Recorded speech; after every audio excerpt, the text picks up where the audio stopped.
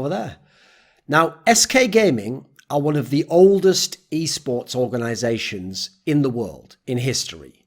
They're the first in many different areas, to my knowledge. Like, they were one of the first, if not the first, to get big scale sponsors, talking the likes of Intel, etc. Get smaller scale sponsors where they actually got paid money as opposed to just being sponsored by product or mouse pads and these sorts of things.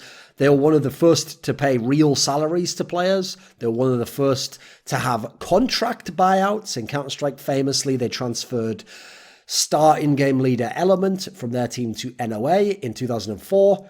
They had lots and lots of successes. One of the most successful organizations of all time. They had massive success in Counter-Strike, different eras. Counter-Strike 1.6, CSGO. They had some massive success in Warcraft 3. Some great Korean players played for them. Some great Western players played for them. They've had a lot of success in Quake, particularly Quake Live. Some Quake 4 as well, Rafa, Toxic. They've had a lot of success in StarCraft 2. They had MC, GSL champion, playing for them. But in CS, one of their prime games, one of the names you associate in terms of a game with SK Gaming, because they were there from the very beginning, yes, in the last couple of years, I noticed there's not much of this kind of murky implication that I'm going to get into still surrounding or attached to SK, actually, SK Gaming. Instead, nowadays, it feels like the brand has been somewhat rehabilitated, or people who are newer fans have forgotten about a lot of the other stuff because of the fact they have what was the best team in the world at most of last year playing for them, with the Brazilian team, with Fallen and Cold Zero and Fur.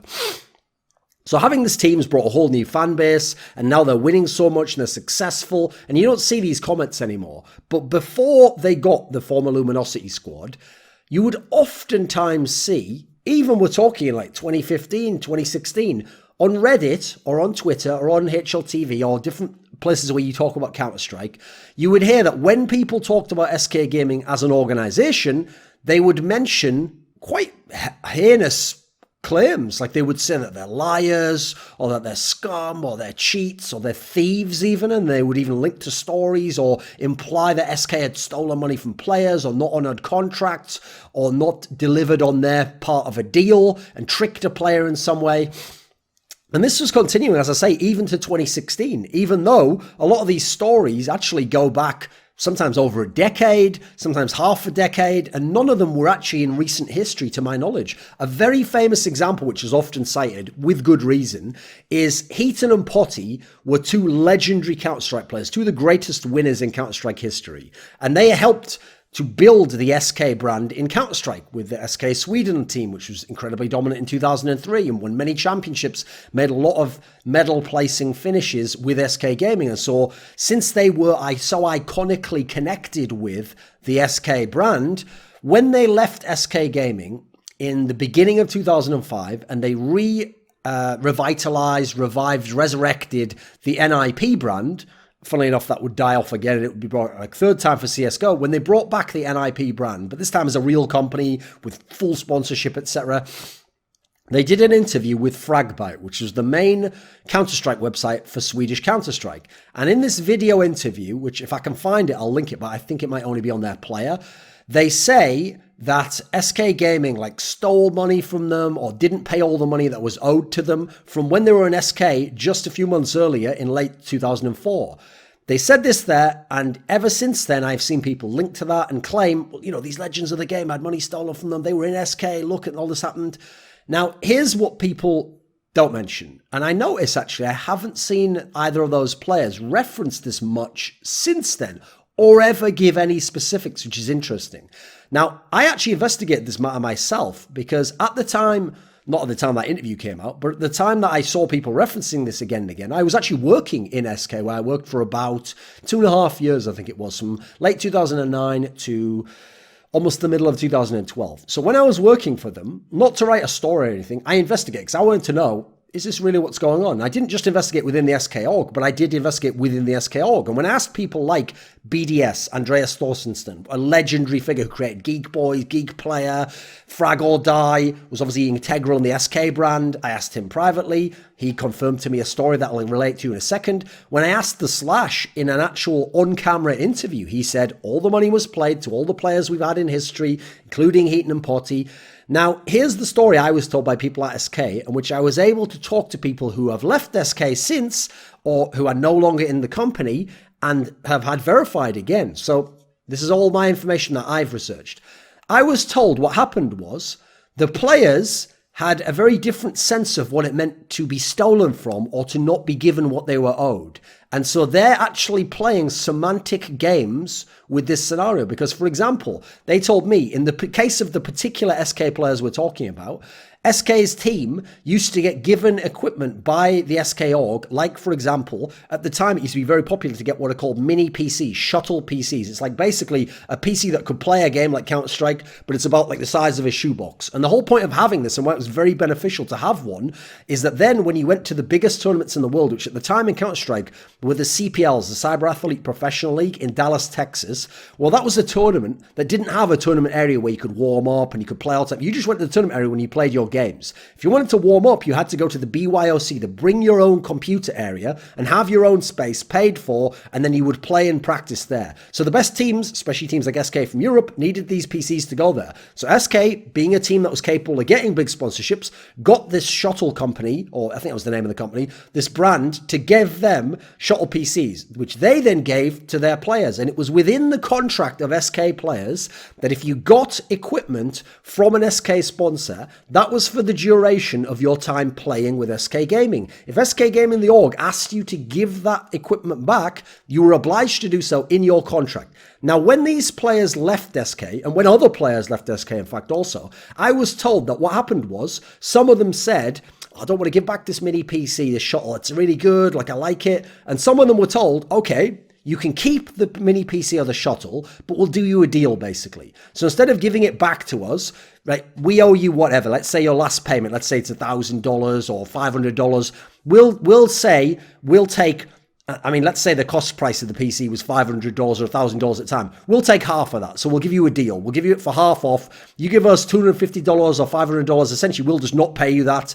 And then you get the PC. And a number of these players agreed with that. But then after the fact, to make SK look bad, came out and said, SK never paid me all of my last salary. And it's very shady, isn't it? I left their org and then they wouldn't pay me the end of the salary. And they owe me money. Or they didn't pay all the money they said in their contract. Again, they were very careful semantically, seemingly from my perspective, to, on the one hand, not lie outright, but in the nature that they're saying, it's actually very disingenuous, and there were other factors here. I was also told that some of these players, this is very early in esports, remember, they're leaving SK Gaming at the end of 2004. So that's it. Their involvement with SK Gaming ends at the end of 2004. I was also told that many of these players had no understanding of the business of esports. They just played Counter-Strike, and they knew a little bit, like they knew what other teams made, and they knew what their offers were, and they knew how much they'd made over the years. So they actually thought that SK was making like millions of dollars off them because they were winning all the tournaments. Remember, I said this is the team that in 2003, a year before, were incredibly dominant. There was a period of time, a stretch of time, where they won something nuts like 6 or 7 or 8 tournaments in a row, including a bunch of majors. So since they were winning massive amounts of prize money at $200,000 plus, they thought that the org in sponsorship, well, if they're paying me this big salary and giving me this sponsorship and I'm winning all this prize money, they must be making millions off me. And they thought it was one of those scenarios like where a musician back in the 70s or 80s made millions himself, but he's like, hey, I was still ripped off. I was a slave to the man, I made millions, but they made billions off me. They thought it was that type of scenario. They didn't understand esports was still very small, and the actual profit, forget the revenue, the profit that these orgs made and the salaries that the people above them were getting paid were not vaguely close to as high as these guys thought. So unfortunately, in their naivety and their ignorance, they also, I was told, thought that they were having money stolen from them or not being given all the money they are owed, in a sense that didn't even involve the contract. It's not in the contract that said you should get all this more. They just thought, they ripped me off. They took most of the money there. I should have had more of that, or I should have had even more salary. One of the reasons, apparently, by the way, why they left SK, because they went and made the NIP org. They had a guy who was an ex-hockey agent. He got them really good salaries. They had loads of money. So presumably someone was in their ear. That's actually why they didn't go to that CPL Winter 2004, and instead why the German team was sent, by the way, because at the time they were in contract negotiations. It wasn't going well, and SK, the org, realized realise this team's probably not going to sign. So why would we send them to this last big tournament? Let's send the fucking German org. If they don't sign, great, they leave, but they don't get to win the World Championship and then a week later leave our org and be like, haha, we're world champions in NIP. So there's a lot of fuckery going on in that particular case. And the reason why I've gone into detail on that case with speculation and information I researched and trying to put it all together, a bit of deductive reasoning, is because that's the case that's nearly always cited because it's these legendary names attached. So what I will say is this. I don't think it's that big a deal at this point in time. People only brought it up on Reddit and Twitter and stuff like that. It's never anything that's been in like major mainstream news. So what I'll say is this. I also haven't really seen Heaton and Potty address it since then, over a decade later. So what I'll say is this. If Heaton and Potty disagree, and if they think they were robbed and they weren't paid part of their salary, and it wasn't any of the case, like I said before, of receiving equipment or like having owed the company money in some way that was then taken off the salary before you paid it, if that's really the case, that they were stolen from and robbed, I challenge them, come forwards. Either talk to me or do some public statement. You don't work with the org anymore. You're never going to work with SK anymore, probably. And just give us some specifics, because I always found it very suspicious. They never said, I'm owed 1,000 euros and for this, for my salary for 2 months, and they didn't give me it in this sense, and I've invoiced them, and I've waited 3 months. Remember, they'd only just left SK at the exact time they made this interview, from what I remember. I might be off with that, actually. No, I think it was still 2005. I'll have a look, but I'll put the interview below if I can find it. So I will challenge them. Come forwards. Give us details, specifics. In what way were you stolen from? What way did they not keep their promise? Because if you really care about the esports industry infrastructure, it's not some petty beef where you were trying to score points and do a bit of political gamesmanship, then should be a good thing, right? To expose this org. I mean, it's a long time since then. Then you can think of some of the other examples. Now, most people aren't going to remember these examples. That's why I gave the big hitter, the marquee names at the beginning. But another great player who played with SK, sadly only for something like, I think about a year and a half, was the former Fnatic player Tentpole. And he was a guy with a very all-around game. You could think now in CSGO of someone like a Rain. This is the sort of talent we're talking about. And he left SK Gaming over not being paid salary. So what happened is, I think he might have even made public statements, or he told friends of his who were players, and therefore players had this thing circling around, oh, SK doesn't pay salary, right? First of all, there were many players who played in SK for years and years, including with Tentpole and after him. When I asked those players, they corroborated a story that I myself know from working in SK, which is that SK Gaming, the time that Tentpole left was in 2009. And in 2009, 2008 was when we had a global recession, which hit the whole world, many industries, caused by that banking and housing crisis. And it hit esports especially hard, because at the time, esports only made its money pretty much through sponsorship dollars. And so when companies were busy saying, right, we're going to have to cut our whole budget for the whole company back and our revenue streams are down, the first thing they cut was sponsorships, and then within sponsorships, the most frivolous ones. What, we're just sponsoring some game tournament? Get rid of that. So they cut a lot of this stuff. So all the money in esports went down, and in fact, there were many companies, including SK and SK's sponsors, some of the biggest sponsors in the world, by the way, who suffered liquidity issues. As in, it's not that they were never going to have the money and they weren't going to pay someone. They didn't have the money now. So what would happen is a company above SK wouldn't have the money yet, and SK would be on the bottom of their priorities to pay out of all the sponsorships. So SK would have to wait. I mean, you could say right now, take them to court and force them to pay. That's a great way to get your money and then have the contract cancelled. So in this sort of a very tight economy, you had to just put up with these things. And SK would put up with it, and therefore their players had to put up with it sometimes for a month or 2 months or 3 months. It's something that happened to me. I sometimes had to go 3 months without salary. And sadly, I suffered the same frustration, which is that you'd be messaging the accountant saying, where's the money? Where's all the stuff? And he'd be saying like, it's not here yet. We're going to have to wait yet. This is a problem across the company. Now, the difference is players, a lot of them are much younger, a lot less experienced in business, and also didn't really know much about the political situation. They would all assume, again, they were being tricked or conned. Now, funnily enough, I don't know if he said it publicly, but I think Slash addresses this in my interview with him as well, the Slash, Alex Muller, the managing director of SK. He says that Tentpole was eventually paid all his money, and to my knowledge, he was eventually paid all his money. He just didn't like the fact that, because he didn't know he was going to go a few months without it, maybe money got tight at home. A lot of players never saved money, quite frankly, and maybe he left to go get a job. I don't know. He actually became like some sort of bodybuilder. Like, it was quite weird. Now, here's the thing. You might say, why does SK Gaming not pay when Fnatic can pay and all the rest of it? Excuse me? I know a number of orgs who never paid some of their salary. Think of some of the bigger orgs like Meet Your Makers, who had a massive investment and then just stopped paying those Polish guys. I mean, MTW, the German org that had that amazing Danish team with Ave and Zonic and Trace, some of those players will outright just tell you, I retired because they weren't paying me all of my salary, because sometimes we didn't get some of the money we were promised.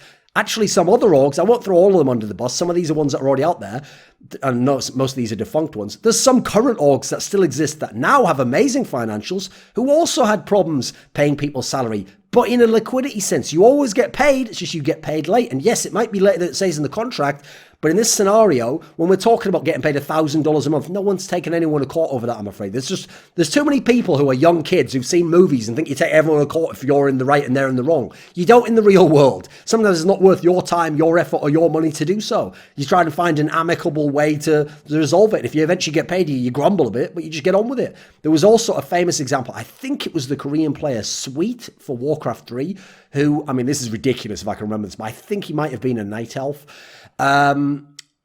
Actually, no, was he orc? I'm going to say he was a night elf. It'd be hilarious if he's a human player now. But I believe he once on his SK profile, because SK basically at the time was like the Facebook of gamers, before Facebook. And on his profile, I think he once changed his name on it to like pay me salary or something in like broken English. Now, first of all, he's Korean. He doesn't have much knowledge of the Western scene. Secondly, there's language issues there. Who knows how it was explained to him if there was liquidity issues. There's around a similar point in time, I think like 2006, 2008. Who knows if he had some sort of communication issues. As far as I know, he never went public in an interview or did any sort of legal precedence again. Now, the other two reasons I can think of as to why people often say this against SK in the modern day, I've got another example later that people might know about, is them getting the SK players who are currently in SK, the former Luminosity players. Now, as I explained, I went to quite a lot of lengths on that.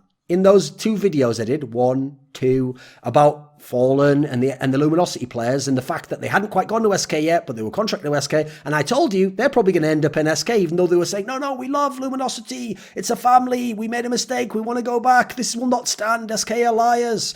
They still end up playing for SK, didn't they? You've seen them in an SK jersey for years now. They've been in bloody majors doing it. They've won loads of tournaments. They've been the number one team in the world.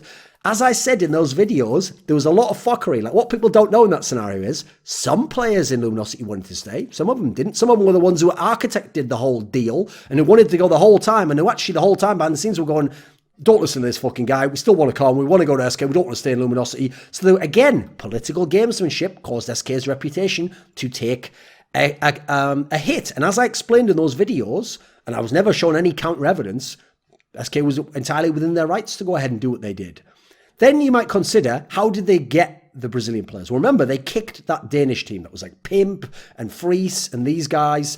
Now, when they kicked them, the real reason people are mad is one of those classic things where fans get mad like a little toddler that things aren't the way they want them to be. So because they wanted to see SK, the Danish squad, play in E-League in the last chance qualifier, because I believe they'd actually gotten the last chance qualifier spot over SK, I think, or they'd gotten SK's spot to go into the playoffs. I forget which one it was. Okay, I get it. You wanted to see that team play. Cool, I did. They were actually on kind of a high. Remember, the Megas boy was actually breaking out as a really sick player on LAN.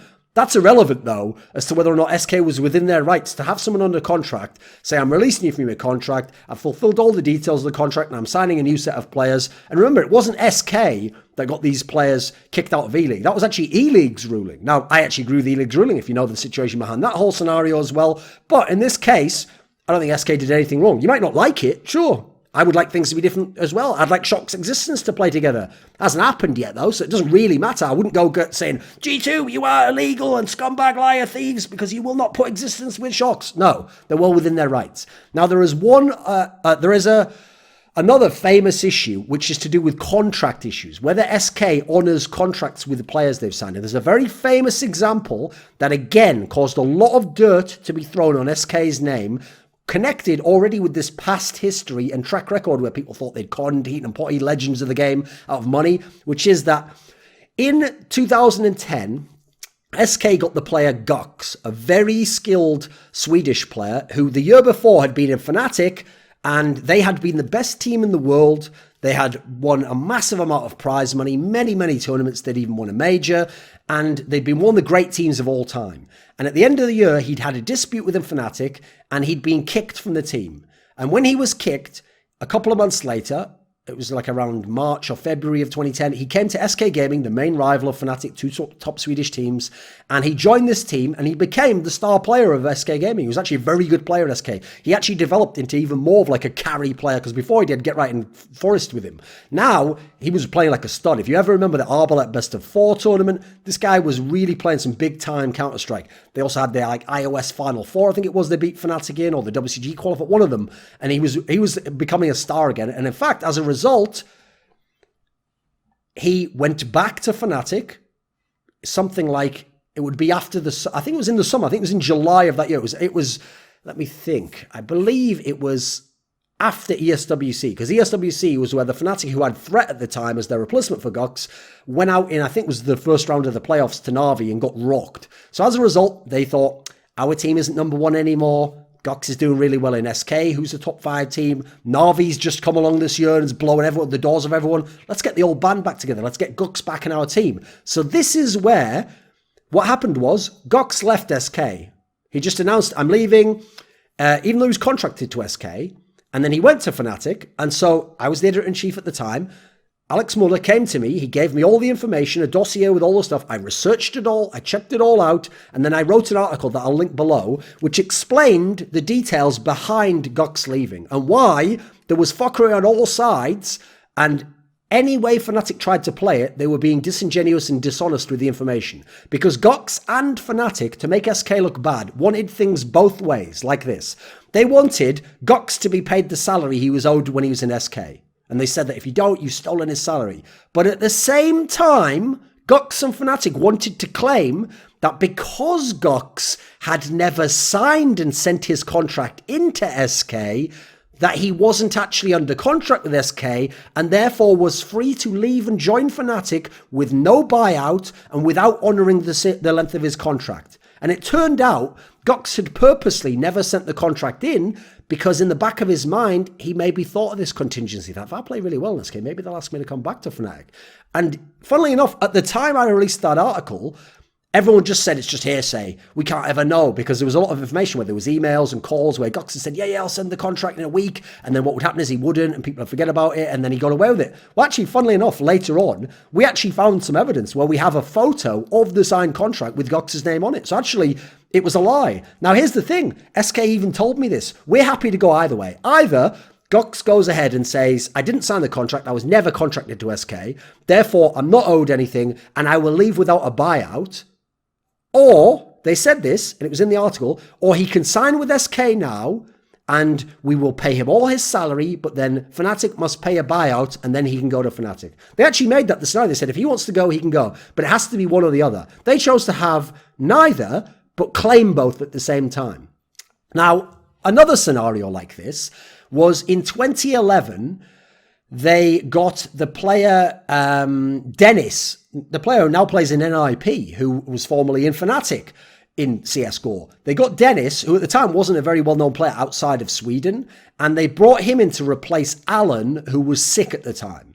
And he played pretty well at his first big tournament, which was the IEM 5 World Championship, the one that SK Gaming finished 4th in, and famously lost that epic match against FX in the semi-final, with the Neon Taz started crying, and then lost the 3rd place game to MTW, where Get Right was on the floor, like, oh my god, like doing all that shit. I think I'm remembering the right game. I think it was from the same game.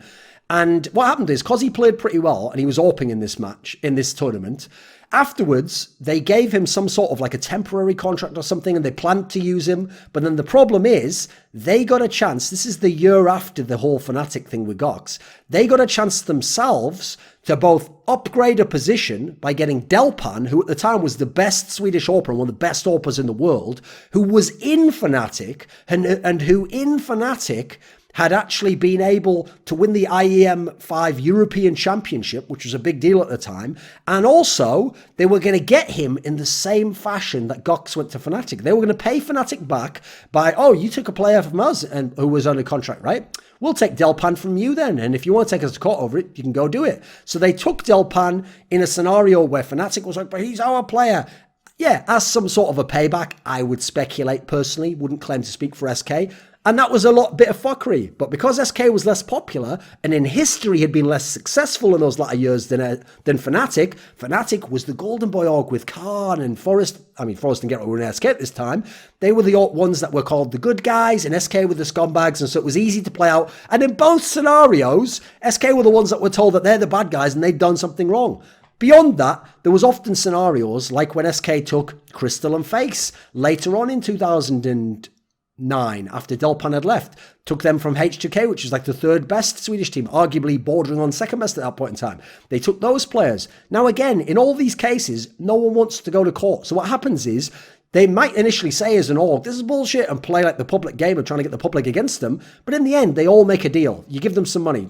1,000, 5,000 euros. You say, right, we'll work a deal out, or maybe we give you a small percentage of some of the prize money they win. You figure a deal out, and these deals were done. And that's why, at the end of it all, the Slash said, we didn't owe any players any money overall. Now, it's worth pointing out, even though this is 2008, 2009, 2010, 2011, this is a very different world. Back then, the amounts of money we're talking about and the people living in all different countries meant nobody went to court over any of these issues. Players themselves didn't understand contracts and what they were owed. Organizations would publicly lie, be disingenuous, and flat out just slanderous and libelous sometimes because they were playing gamesmanship and they knew themselves there would be no consequences. So it was very much a wild, wild west. And everyone, I will stress, in the industry pushed the limits of what was not legal, but what was ethical. So when something wasn't illegal, but it was maybe a little bit questionable, if you were trying to be the nicest guy, if you wouldn't do it, they would do it. That's how they got their competitive business edge in a very depleted, very scarce, seemingly dying esports team that was massively put back 3 or 4 years from where it had been in 2005, 2006, where it was really starting to burgeon and grow. They never, to my knowledge, most of these orgs broke the law, but they did push the limits. And so there's some of what were the murky implications, comments, libelous sometimes, said against SK, and a lot of the rumour and hoopla that you might have heard vague allusions to, but there's some of the actual details. A bit of speculation thrown in. It is fucking Thorin's thoughts. It's not Thorin's facts and only factual information, and some of the real story behind that. This video was supported by Dean Tanglis, Twch, Sanity, Gman, Kokupsi, Andreas Westerlund, Alex Adams, Mikkel Hansen, Jerky's Minion, Anthony, Bash, Daniel Yordanov, Yordan Tsenkov, VeXii, Kevin Haupt, Jason A, and Travis G. Greb. Want to suggest a guest to appear on my show or a topic to discuss? Perhaps you'd like to ask me a question. In 2018, for the first time in history, you can directly influence and support my content with the Patreon link below. Unlock the code to the streets and join the Scrilluminati today.